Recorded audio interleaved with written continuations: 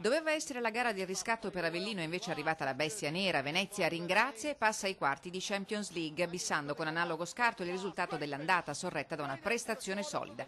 Il finale 68-72. Questa per noi è veramente una qualificazione storica, siamo decisamente oltre le più rosee aspettative e adesso dobbiamo ancora realizzare di aver passato questo turno.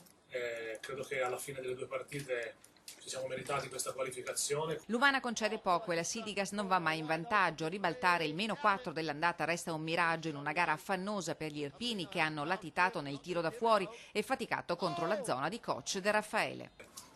Non era facile venire qui a giocare una partita di spessore così e soprattutto vincerla. Difesa a tutto campo e forte sugli esterni. La Reyer si presenta decisa in avvio. Lo 0-6 firmato da Peric e Horner è già un oscuro presagio per Sidigas, che fatica, ma quando ci riesce qualche risultato lo ottiene. L'azione dell'Umana è stata chirurgica e alla fine il risultato ha premiato la squadra di coach De Raffaele, che in conferenza ha elogiato i suoi e ringraziato la società. Vorrei condividere questa qualificazione con il club, con l'organizzazione del mio club, con lo staff che lavora duramente e naturalmente con i giocatori che anche stasera, cambiando l'allineamento rispetto al campionato, si sono sacrificati anche in una situazione molto difficile, però giocando una partita molto solida mentalmente.